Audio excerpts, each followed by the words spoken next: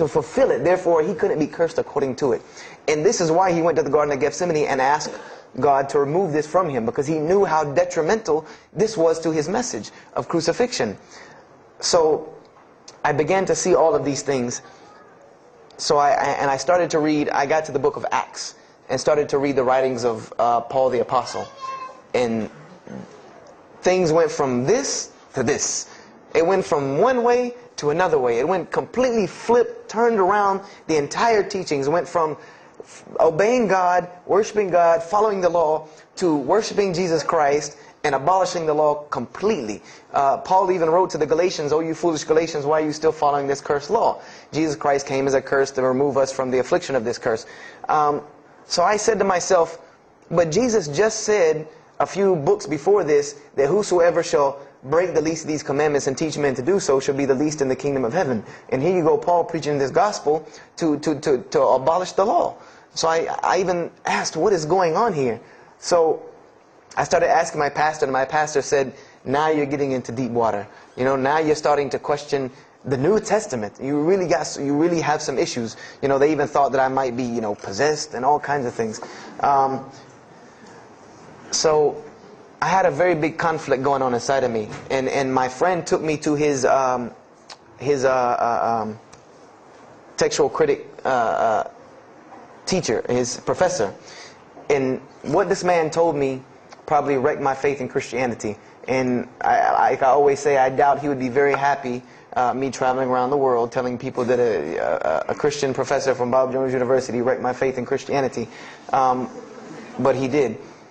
Because what I asked him was, what happened to all these contradictions? You know, in the Old Testament there are many contradictions. If you study Hebrew language, you'll understand that when you read some of the Old Testament or the Torah, that there are some parts of the Torah that you can see is the most beautiful Arabic that you can see, the most beautiful Hebrew that you can see, just like when you read the Quran. It's very beautiful Hebrew. And then 2 chapters later, you'll see Hebrew that looks like a broken 3-year-old who is trying to scribble some Hebrew down. It looks very colloquial, very dialectic. You can tell it's not the same person speaking.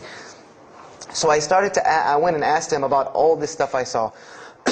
And he told me, he said, what you have is a book written by men over centuries and centuries and eons and eons. And he says, and this book started as an original that was copied and copied and copied, and somebody added a mistake, and somebody came behind him and corrected that mistake and added 2 of his own. Someone came and copied it and skipped a line and added a line where it wasn't supposed to be. And then someone else came and copied it and took it to his country, and in order for it to fit well with the doctrine they were teaching, he would cross out a dot here or cross out a word here or change a word here so that it would fit with the theological ideas of this part of the world.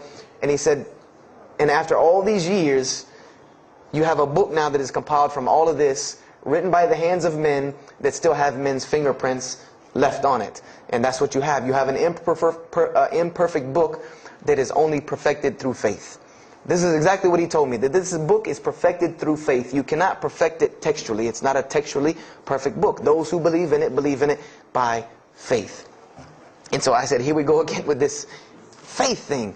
You know, I said, God gave me a brain for a reason. If he did not want me to use it, he would remove this reason and logic part of my brain out and replace it with more faith. So, you know, and I was of the opinion, you know, as the saying goes, my grandmother didn't raise a fool. I'm no fool. You know, I said, I can't believe in this. You know, I mean, this book I've been taught is the inerrant word of God, and you're just telling me that it's a book of errors that's only perfect through faith. That's like me taking a 1982 Datsun all beat up and say, if you believe it can be a Mercedes. If you believe. You know, that would make no sense. You can't take a car to the car dealership and say that. No, if you really believe it, if you look at it right, it's a Mercedes. So I said, no, you know, this is a book full of errors. And God's religion is perfect. If God has a religion, it's perfect. If he has a book, it has to be perfect because he is perfect. So I left Christianity completely.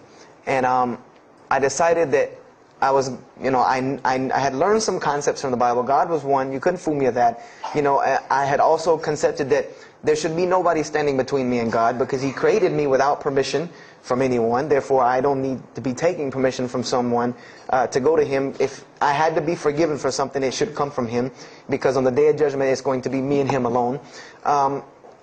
And I didn't know about God's prophets yet. You know, I had my doubts and persuasions about that. So I decided to start searching other religions. I went back to Judaism. I studied Judaism. I found the same thing that Jesus taught about two spiritual Jews that leave the law, and Jews that were so caught up in the law that they left no room for spirituality. I studied Buddhism, Hinduism, Taoism, Confucianism, Wiccan, Bushido. You know, everything I could get my hands on, every type of ism or religion, I studied it. But there was one litmus test that I used for every religion. And whenever I met them, or the people or whatever about this religion, I would always ask them, do you have a book?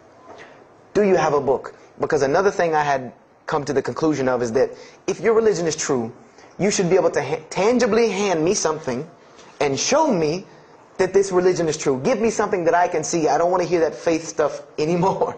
I heard that all my life, and look where it got me. It got me thinking I'm driving a Mercedes running around in a 1982 beat-up Datsun. I said, no, you have to show me. And so I read the Bhagavad Gita, I read the Torah, I read the Scrolls of Tao, you know, I read the Code of the Bushido, I read the Wiccan Book of Spirits and Spells and all that other magic stuff they have. And I read all of these things, and I found something very congruent with all of it, was that there were very same philosophies and teachings in all of these major religious books. They all talked about God and His nature. Most of them alluded to the fact that God is one, and that God sends messengers to us and people to us to teach us. But they were filled with a whole bunch of garbage, to be honest with you, that I couldn't logically, rationally believe. So at about the age of 17, just about the time, about 17 and a half, I gave up my search for God. And I became kind of angry with God, because I said, here I am looking for you, and I can't find you, and it doesn't look like you're giving me any help. And I don't know how many of you know, but for a 17-year-old that is frustrated with God and the world, there's a lot of trouble he can get into. There's a lot of things he can do to put himself in predicaments when he's frustrated with the world and had come to the conception that, you know, if there's a God that exists, then He doesn't really care about me. You know, that's a kind of a dangerous young man. So I started doing the whole partying in trouble, going to parties, drinking underage, all of this stuff I started doing. You know, I'm a perfectionist at heart. So when I was a Christian, I tried to be the best one I could. If I was going to switch to being any other religion, then I was going to do that 100%. So you better believe when I went after the dunya, I did that 100%. And, you know, I was a martial artist since I was 15 years old. And even though it was only 2 years, you know, 2 years at 17, you think, you know, you're Bruce Lee. So I got into a lot of fights.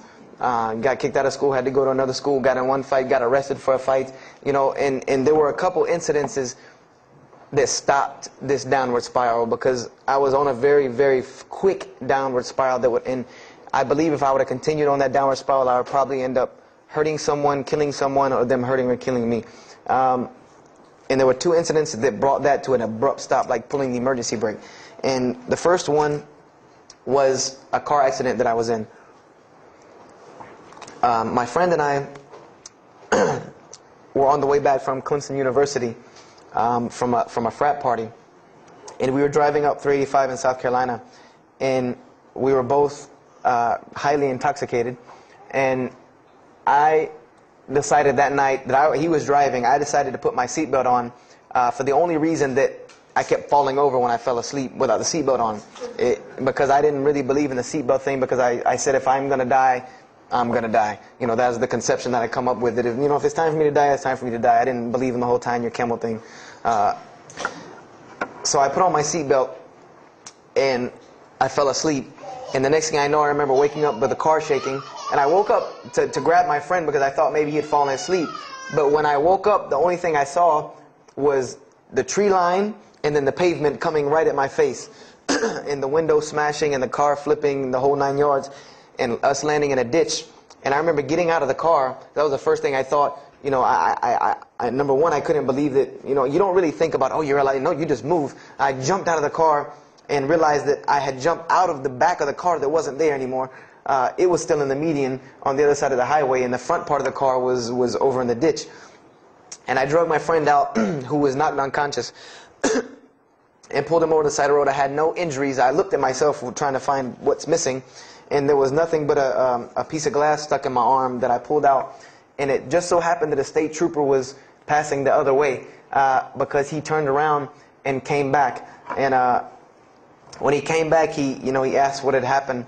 And the first thing he asked me was, did you see what happened? Because there was other people who would pull over, so I guess he thought that I was a bystander because I started to walk towards him. He's like, did you see what happened? Where are the people? I said, yeah, I really saw what happened. I was in the car. And he was like, as they say, like the color drained out of his face because he was shocked. He said, how were you in that car? And of course they took the hospital. My friend got arrested, DUI. But before he put us in the ambulance, he was a man of God because he looked at me and he told me, he said, young man, you better realize that you're on this earth tonight for a purpose. The only reason you're still alive is that God has a purpose for you. If not, you don't live through things like that. People without purpose, if you didn't have a purpose, then this night would have been your night. So you need to realize that. I said, this old man's out of his mind. If God had been looking for me, he had the opportunity to get me a long time ago. So don't tell me about that God stuff now. So I paid it no attention. And about a month later, 3-4 weeks later, my friend and I, same two, he's on crutches still, we decided to go to New York City. We decided to just take off, drive to New York City. We didn't tell our parents where we were going. I said I was sleeping in his house. He said he was sleeping in my house for the weekend. So we drove to New York. And in New York, I remember going to the ATM to get some money. And in New York, they have these ATMs where you have to go in the little glass room to get your money at ATM. I don't know if they have that here or if any of you have been to New York. Now, alhamdulillah, you have to put your bank card in to go in there.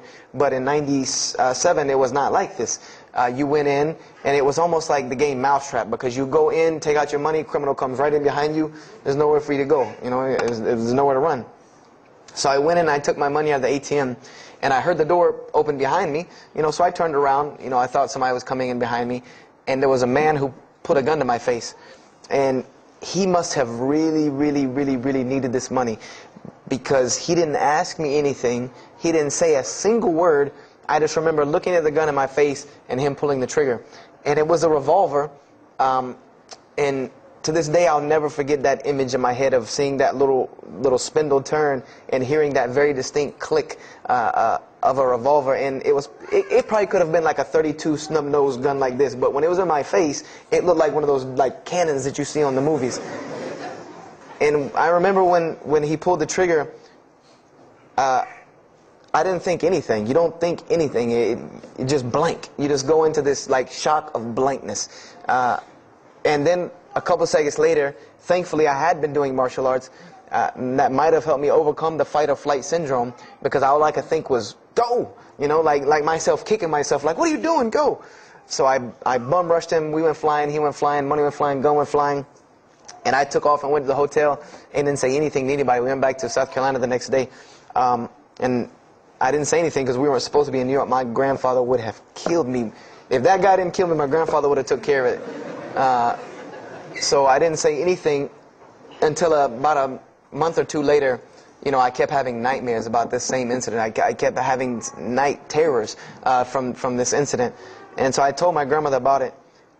And she told me the same thing that the officer had told me. She said, you have to realize that God has a purpose for your life. You're here for a reason.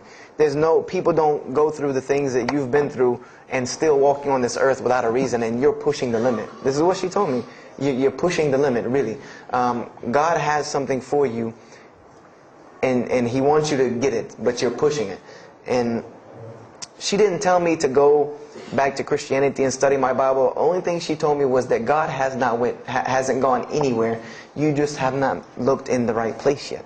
And so I decided to put myself back together. The car wreck, the gun thing, the getting arrested for fighting, like all of that, like really made me stop really quick and think, that I need to get my stuff together. So I became an agnostic, someone who I believed in God with no form of religion. I prayed to God on the floor on my hands and knees, because this is how all the books of God, this is how the Bible, the Torah, the New Testament, the Bhagavad Gita, all of these scriptures that I ever read, they said that this is how the men of God prayed. And It was during this time that I did read one book about Islam in the public library, because I had never heard of Islam.